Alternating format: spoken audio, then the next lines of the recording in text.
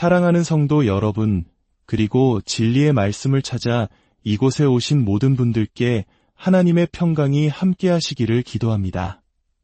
오늘 우리가 함께 나눌 이야기는 어쩌면 우리 삶의 가장 어렵고 힘든 순간에 관한 것입니다. 이 이야기가 여러분의 마음에 깊은 울림을 준다면 좋아요와 구독을 통해 이 은혜의 말씀을 더 많은 이들과 함께 나누어 주십시오. 여러분의 작은 나눔이 누군가에게는 큰 위로와 희망의 씨앗이 될 수 있습니다. 주님의 이름으로 여러분 모두를 축복합니다. 우리는 보통 하나님의 임재를 생생하게 느낄 때 그분을 찬양하고 감사하는 것이 얼마나 멋진 일인지 잘 알고 있습니다. 하지만 오늘 저는 그 반대의 계절에 대해 이야기하고 싶습니다. 바로 하나님의 임재가 전혀 느껴지지 않는 부정의 계절에 대해서 말입니다. 화면에 떠오르는 찬양 가사가 전혀 믿어지지 않지만 그럼에도 불구하고 입술로 그 가사를 노래해야 하는 바로 그 순간, 주님께서 우리를 구원하신 것은 단지 좋은 감정을 느끼게 하기 위함이 아니라 그 말씀을 믿게 하기 위함이라는 것을 기억해야 하는 시간. 저는 오늘 바로 그 부정의 계절에 대해 말씀드리려 합니다. 부정의 계절이란 어떤 시간일까요? 바로 다른 사람의 손가락에는 약혼 반지가 끼워져 있는데 내 손가락은 여전히 비어있는 것을 볼 때입니다. 다른 사람들은 파티에 초대받아 즐거운 시간을 보내는데 나는 더 거룩하게 살려고 노력한다는 이유로 누구의 연락도 받지 못할 때입니다. 우리가 왜 이런 부정의 계절에 대해 잘 이야기하지 않을까요? 아마도 이런 주제는 짧고 자극적인 소셜미디어 영상으로 만들기에는 적합하지 않기 때문일 겁니다.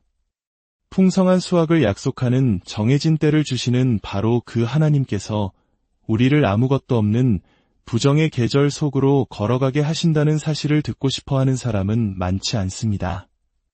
하지만 주님, 제가 이 말씀을 잘 전할 수 있도록 도와주십시오. 하나님에 대해 배울 수 있는 어떤 진리들은 오직 이 부정의 계절 속에서만 깨달을 수 있습니다. 아무런 격려도 느껴지지 않을 때, 아무런 희망도 보이지 않을 때, 무엇을 해야 할지 전혀 알 수 없을 때, 그럼에도 불구하고 주님께서 마지막으로 내게 하셨던 그 말씀을 묵묵히 행할 때, 밝은 빛 속에서 보여주셨던 약속들을 짙은 어둠 속에서 의심하지 않을 때, 바로 그때 우리는 진짜 하나님을 만나게 됩니다. 오늘 이 자리에 계신 많은 분들이 바로 그 부정의 계절을 지나고 있을지 모릅니다. 그럼에도 불구하고 여러분은 오늘 예배의 자리에 나왔습니다. 왜냐하면 하나님은 내가 생각했던 것을 내가 원했던 시간에 해주시든 해주시지 않든 변함없이 하나님이시기 때문입니다. 그분은 우리의 상황이나 감정에 따라 변하시는 분이 아닙니다. 주님께서 제게 말씀을 주시고 그 말씀을 전해야 한다는 확신이 들 때 설교단에 서는 것은 참으로 감사한 일입니다. 그 순간은 마치 달콤한 솜사탕과 같습니다. 하나님께서 내게 말씀하셨다는 것을 아는 것은 얼마나 달콤한지요. 하지만 진짜 신앙은 그런 감격이 전혀 없을 때에도 내가 마땅히 해야 할 일을 하는 것입니다. 형제자매 여러분, 이제 여러분의 감정은 잠시 잊으십시오. 육신을 위해 씨앗을 심는 것을 멈추고 성령을 위해 심으십시오. 갈라디아서 6장 8절은 이렇게 말씀합니다. 자기의 육체를 위하여 심는 자는 육체로부터 썩어질 것을 거두고 성령을 위하여 심는 자는 성령으로부터 영생을 거두리라. 우리가 씨앗을 심는 곳이 바로 우리가 열매를 거두는 밭이 됩니다. 그러므로 우리가 선한 일을 행할 때 사람들을 위해서가 아니라 사람들에게 하나님을 위해 행해야 합니다. 만약 우리가 사람들의 인정과 보상을 바라며 선을 행한다면 우리는 사람들에게서 좋은 것을 돌려받아야만 만족할 수 있습니다. 하지만 우리가 하나님을 위해 선을 행한다면 다른 사람들이 우리에게 선으로 갚아주든 그렇지 않든 우리는 결국 성령으로부터 생명의 열매를 거두게 될 것입니다. 이제 부정의 계절을 지나는 모든 분들을 위해 주님께서 주시는 3가지 지침을 나누고 싶습니다. 이 말씀을 마음에 새겨 우리가 어두운 터널을 지날 때 길을 잃지 않는 지표로 삼기를 소망합니다. 첫째, 너무 꽉 쥐지 마십시오. 우리는 얼마나 자주 걱정 때문에 지쳐버립니까? 저는 제가 하는 일 때문에 피곤하다고 생각했지만 사실 저를 지치게 한 것은 그 일에 대한 염려였습니다. 갈라디아서 6장 9절은 때가 이름에 거두리라고 약속합니다. 여기서 때가 이르는 것, 즉 수확의 시기를 결정하는 것은 하나님의 일입니다. 하나님은 우리에게 선한 일을 행할 힘은 주시지만 하나님의 역할까지 대신할 힘은 주지 않으십니다. 선을 행하다가 낙심하게 되는 이유는 우리가 하나님의 영역인 때를 통제하려고 너무 꽉 쥐고 있기 때문입니다. 씨앗의 비유를 생각해 보십시오. 씨앗은 손에서 노아 땅에 심겨야만 열매를 맺을 수 있습니다.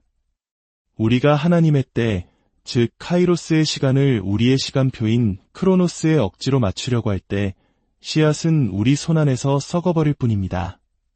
제가 한창 무거운 무게로 운동을 시작했을 때 팔꿈치에 부상을 입었습니다.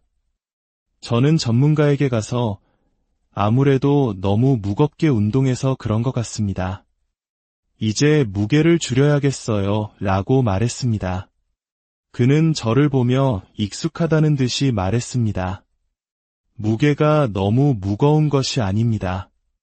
당신이 너무 꽉 쥐고 있는 겁니다. 그는 제가 덤벨을 너무 세게 쥐어서 팔꿈치에 무리가 갔다고 지적했습니다.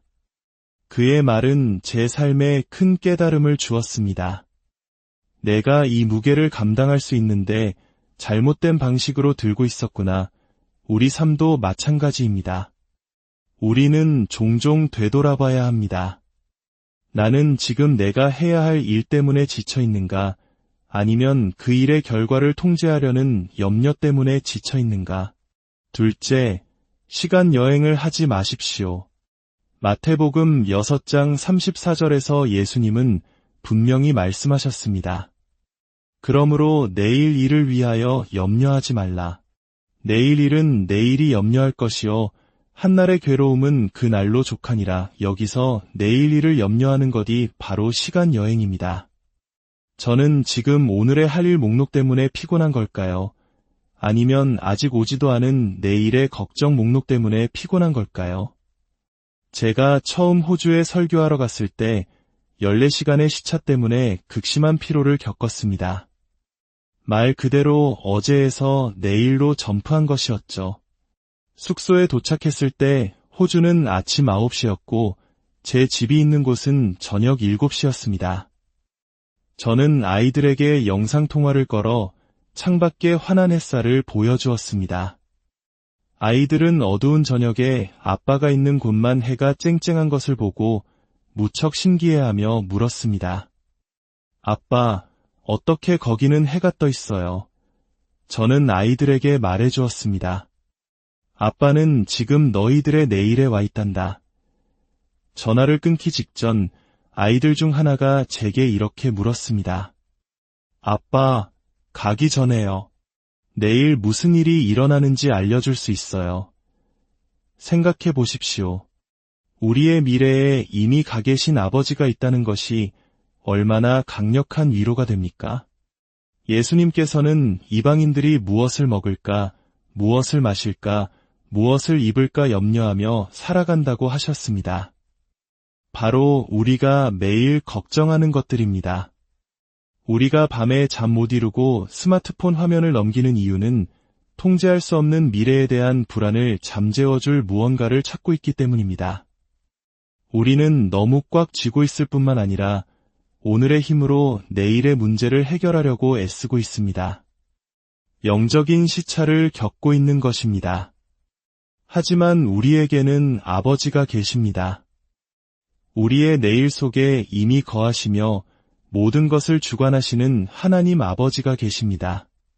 그분은 어제도 선하셨고 오늘도 선하시며 내일도 영원히 선하신 분입니다. 그러므로 우리는 내일을 계획할 수는 있지만 우리가 계획할 수 없는 부분에 대해서는 기도할 수 있습니다. 그리고 무엇을 기도해야 할지조차 알 수 없을 때 우리는 그저 찬양할 수 있습니다. 우리가 기도하지 못하는 그 순간에도 하나님께서는 이미 우리의 내일 속에서 우리에게 필요한 모든 것을 행하고 계시기 때문입니다. 셋째, 뒤돌아보지 마십시오. 부정의 계절이 길어지면 우리는 과거를 그리워하기 쉽습니다. 차라리 예전으로 돌아가는 것이 낫겠다고 생각합니다.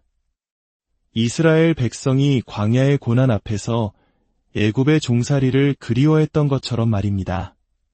그러나 하나님께서 우리를 이끌고 계신 곳은 과거가 아니라 미래입니다.